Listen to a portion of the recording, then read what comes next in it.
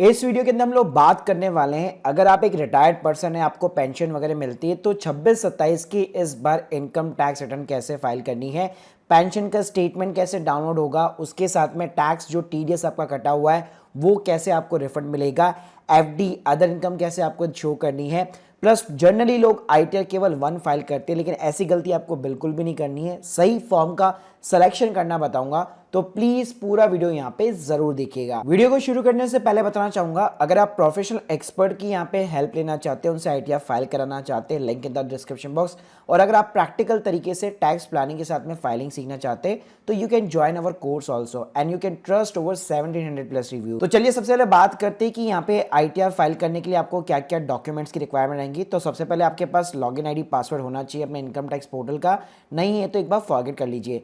Main होता है आपके पेंशन का स्टेटमेंट और आपका बैंक का स्टेटमेंट। तो देखिए हर स्टेट का अपना पेंशन पोर्टल यहाँ पे सिंपली तरीके से बना होता है, वहां पे आप एक बार आईडी बना के अपना लॉगिन कर लीजिएगा और उसके बाद में इजीली आप पूरे साल की यहाँ पे जो है अपनी जो पेंशन स्लिप्स होती है बेसिकली फाइनेंशियल ईयर 25-26 की, वो इजीली डाउनलोड कर सकते हो। तो यहाँ पे इस बार मैं बताना चाहूंगा, जो भी आपको इस साल पेंशन मिली होगी उसमें अच्छी बात ये होगी, अगर 12 लाख रुपए के नीचे की इनकम होगी तो आपका देखेंगे तो आपका कोई भी टीडीएस या टैक्स वगैरह कुछ भी नहीं कटा होगा, क्योंकि न्यू टैक्स सिस्टम के अंदर भाई 12 लाख तक आपको एग्जम्पशन यहाँ पे मिली हुई है। टोटल इनकम बेसिकली अगर आपकी 12 लाख के नीचे है तो आपको गवर्नमेंट को कोई भी टैक्स वगैरह पे नहीं करना है, जबकि पहले ये जो है ओल्ड टैक्स में 5 लाख रुपए हुआ करती थी और न्यू टैक्स में भी सिर्फ 7 लाख रुपए थी, जो इंक्रीज होकर 12 लाख रुपए हो चुकी है। अब जैसे आप एआईएस वाली टैब के अंदर जाते हैं, यहाँ पे पहले आपको टैक्स पे इन्फॉर्मेशन समरी देखने को मिल जाती है।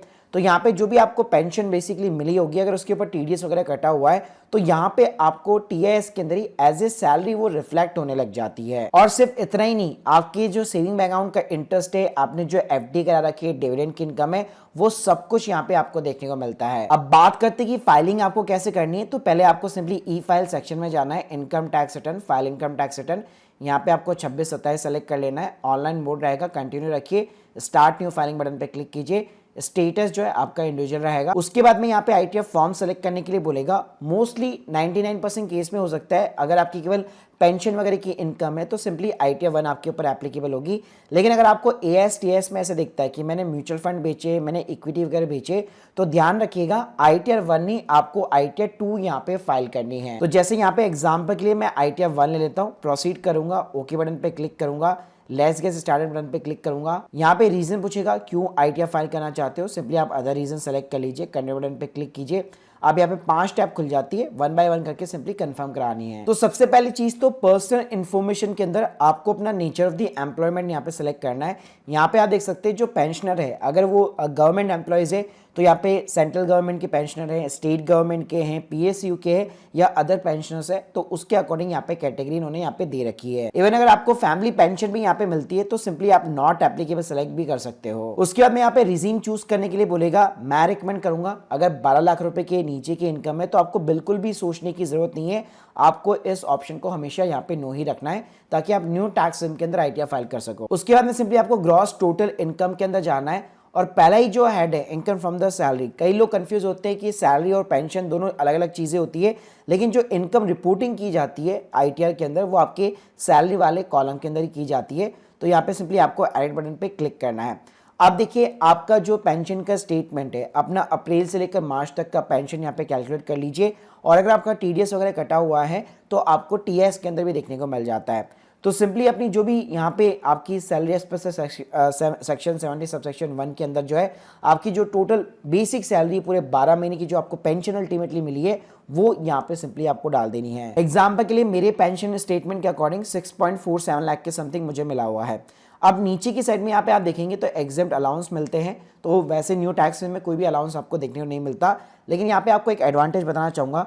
कोई पर्सन अगर यहाँ पे उसी फाइनेंशियल ईयर के अंदर यहाँ पे जस्ट रिटायर्ड हुआ है तो उसको ग्रेचुइटी, इसके अलावा लीव एनकैशमेंट, ऐसे बहुत सारी चीजें मिलती है जो 100% एग्जेम्प्ट होती है। तो एग्जाम कॉलम के अंदर अगर आप देखेंगे तो वो चीजें आपको रिपोर्ट करने को मिल जाती है। जैसे मान लीजिए आपको अर्न लीव इन एनकैशमेंट वगैरह मिला हुआ है, ठीक है, तो यहाँ पे आप पूरा का पूरा अमाउंट डाल सकते हो। ऐसे अगर आप देखोगे तो ग्रेचुइटी का कॉलम दिया हुआ है, उसके अंदर आप अमाउंट डाल सकते हो। तो जो भी अमाउंट यहाँ पे आप डालोगे ऊपर वाले कॉलम में से वो अल्टीमेटली लेस हो जाता है, माइनस हो जाता है। तो अगर आपको इस साल एक बहुत अच्छा खासा लमसम मिला हुआ है और उसके अंदर आपको ग्रेचुइटी मिली हुई है या लीव एनकैशमेंट वगैरह मिला हुआ है, तो इजीली इसके अंदर आप रिपोर्ट कर सकते हो। उसके बाद में स्टैंडर्ड डिडक्शन के अंदर 75,000 रुपए की स्टैंडर्ड डिडक्शन आपको बाय डिफॉल्ट देखने को मिल जाती है, आपको सिंपली सेव करा देना है।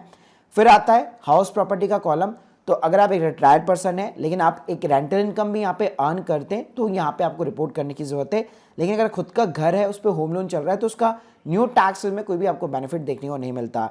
लेकिन अगर आपकी रेंटल इनकम है तो सिंपली यहाँ पे आप ऐड डिटेल्स पे क्लिक कर सकते हैं। और इस साल अच्छा बदलाव ये हुआ है कि अगर आपकी 2 प्रॉपर्टी भी है तो दोनों प्रॉपर्टी को अलग अलग आप रिपोर्ट कर सकते हो। यानी पहले आप एक प्रॉपर्टी का एड्रेस डाल दीजिए, उसके बाद में यहाँ पे आप ऑनरशिप डालिए कि यहाँ पे किसी के साथ में को ऑनर वगैरह तो नहीं है, और उसके बाद में बेसिकली यहाँ पे टाइप ऑफ हाउस प्रॉपर्टी के अंदर आपका लेट आउट हो जाता है। फिर अपने 12 महीने का जितना भी आपका रेंट है वो आपको यहाँ पे पुट करना है। साथ में यहाँ पे आप अपने टेनेंट की डिटेल्स भी दे सकते हैं, और अगर आप म्युनिसिपल पार्टी को टैक्स वगैरह पे करते हैं तो उसका भी अमाउंट यहाँ पे आप मेंशन कर सकते हैं। साथ में ये जो लेट आउट प्रॉपर्टी जो किराए पे आपने दे रखी है, जिसे आप किराया अर्न करते हैं, अगर उस पर आपने होम लोन भी ले रखा है तो उसका इंटरेस्ट का डिडक्शन जो है न्यू टैक्स के अंदर अलाउ है। तो बकायदा यहाँ पे आप बैंक का नाम बताइए, लोन का अकाउंट नंबर बताइए, टोटल कितने अमाउंट का लोन है, उसमें से आपका इंटरेस्ट कितना बनता है, तो उतना इंटरेस्ट का डिडक्शन यहाँ पे आप क्लेम कर सकते हो। हाउस प्रॉपर्टी के बाद में मेन हमारा जो कॉलम होता है मोस्ट पॉपुलर, वो होता है income from the other sources का। नॉर्मली यहाँ पे आपके सेविंग बैंक अकाउंट का इंटरेस्ट, एफडी का इंटरेस्ट, ये सब कुछ आपको ऑटो पॉपुलेट मिलेगा एआईएस और टीआईएस से। और फिर भी अगर आप चाहे तो यहाँ पे सिंपली ऐड बटन पे क्लिक करके आप सारी चीजों को ऐड भी कर सकते हैं, जैसे interest from the saving bank account. तो अपना बैंक स्टेटमेंट उठाइए, वहां पे आप क्रॉस चेक कर लीजिए कितना मेरा सेविंग अकाउंट का इंटरेस्ट है। बाकी एएस टीएस में भी देखने को आपको मिल जाता है। और इसी तरह आपके जो एफडी का भी इंटरेस्ट है तो इंटरेस्ट फ्रॉम द डिपॉजिट भी यहाँ पे आपको देखने को मिल जाएगा। इसके साथ में अगर आपने शेयर वगैरह बेचे नहीं है, लेकिन अगर आपकी डिविडेंड की इनकम है तो डिविडेंड की इनकम भी बकायदा क्वार्टरली वाइज आप डाल सकते हो, या एक ही क्वार्टर के अंदर भी पुट कर सकते हो। साथ में यहाँ पे अदर सोर्सेज के अंदर अगर आप यहाँ पे देखेंगे तो आपको एक फैमिली पेंशन का भी कॉलम देखने को मिल जाता है, जिसपे जो स्टैंडर्ड डिडक्शंस है उसका भी अलग से कॉलम दिया गया है। तो यहाँ पे रूल सिंपल सा है, जो डिडक्शंस होती है आपकी 1/3 या 15,000 दोनों में से जो भी यहाँ पे लोअर रहेगी, यानी मैक्सिमम वो मिलती है आपको, तो यहाँ पे भी आप अपना अमाउंट डालकर स्टैंडर्ड डिडक्शन यहाँ पे मैनुअली डाल सकते हो। इसके अलावा यहाँ पे अगर कोई भी आपकी अदर इनकम है, जैसे कहीं पे अगर आप छोटा मोटा कमीशन वगैरह भी अगर आपने अर्न किया है, तो यहाँ पे एक एनी अदर का कॉलम मिल जाएगा डिस्क्रिप्शन में, उस कमीशन वगैरह को भी यहाँ पे आप प्रॉपर रिपोर्ट कर सकते हो। इसके अलावा यहाँ पे आपको एग्जेम्प्ट इनकम का कॉलम देखने को मिल जाता है, जिसके अंदर अगर आपका पीपीएफ यहाँ पे मैच्योर हो चुका है, एलआईसी मैच्योर हो चुकी है, तो जो उसका अमाउंट होता है वो पूरा टैक्स एग्जेम्प्ट होता है नॉर्मली। तो वहां पे आप कैटेगरी सब कैटेगरी को सेलेक्ट करके अमाउंट डाल सकते हो, जिसपे कोई टैक्स नहीं लगेगा, ये एग्जेम्प्ट रहेगा। ये चीजें करने के बाद में सिंपली आपको टोटल डिडक्शंस वाले कॉलम के अंदर यहाँ पे जाना है। यहाँ पे न्यू टैक्स में नॉर्मली हमें कोई भी हमें डिडक्शन देखने को नहीं मिलती है। इवन जो सीनियर सिटीजन को सेविंग अकाउंट का इंटरेस्ट, एफडी के इंटरेस्ट के ऊपर 50,000 तक की डिडक्शन देखने को मिलती है, वो भी यहाँ पे आपको अलाउड नहीं रहेगी, तो इस चीज का ध्यान रखिएगा।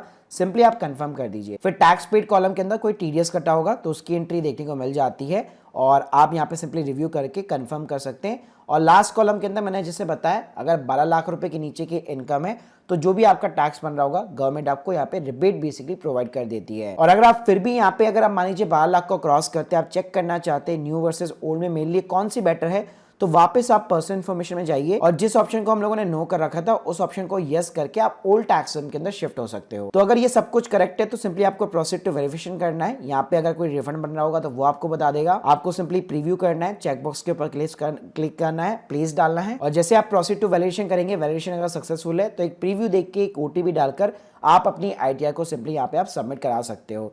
तो इस तरह से पेंशन की इनकम, बैंक का इंटरेस्ट, एफडी का इंटरेस्ट वगैरह हो गया, इसके अलावा आपका डिविडेंड का इनकम वगैरह हो गया, ये चीजें आप आईटीआर 1 के अंदर इजीली डाल सकते हो। बाकी आईटीआर 2 में अगर आपको कैपिटल गेन की एंट्रीज डालनी है, अगर आपने शेयर्स या म्यूचुअल फंड बेचे, तो मैंने इसके ऊपर ऑलरेडी एक पूरा का पूरा डिटेल वीडियो यहाँ पे ऑलरेडी क्रिएट किया हुआ है, आप लोग चेकआउट कर सकते हैं, लिंक दे दूंगा। So guys, hope you like this video, please subscribe channel. अगर आप लोग के कोई भी डाउट्स है तो कमेंट बॉक्स के अंदर जरूर बताइएगा। प्लस अगर आप सर्विस अवेल करना चाहते हैं या कोर्स ज्वाइन करना चाहते हैं, link in the description box. Thank you guys, thank you भाई।